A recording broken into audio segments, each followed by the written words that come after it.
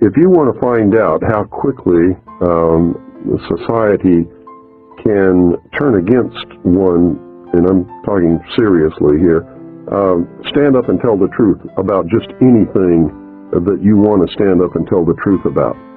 It scares the living daylights out of everyone.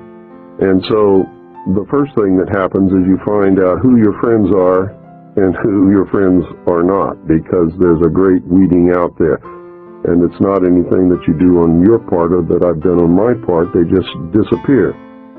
And you find very quickly that people are afraid to be around you because they can see the government being upset about what you're talking about, and they can see repercussions coming, and of course they have happened and will continue to happen.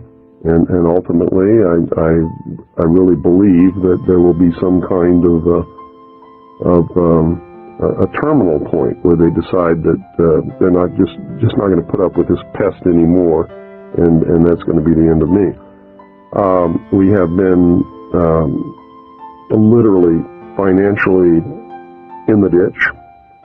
We have found it impossible to get any kind of a normal job with anyone who knows anything about what I do.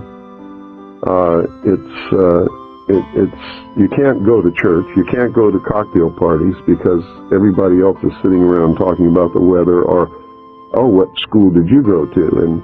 And when you have done the research and arrived at some of the answers that I know to be true now, those people become like kindergarten children.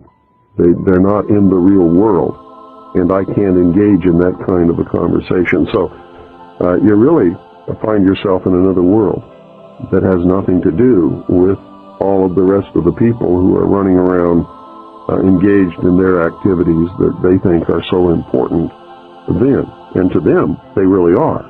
But to me, they've lost the reality of what really is important, and they're about to lose their freedom to even discover those things at this point.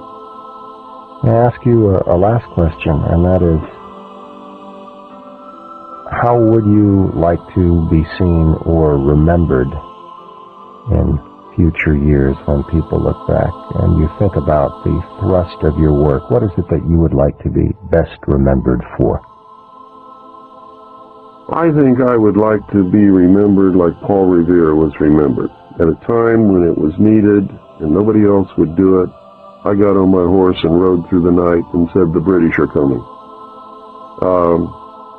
That's all. I'm not looking for any fame or any fortune. You certainly don't get rich doing what I'm doing. And infamous is probably the real word that describes what happens to you as far as public recognition in a world where political correctness is the theme of the day.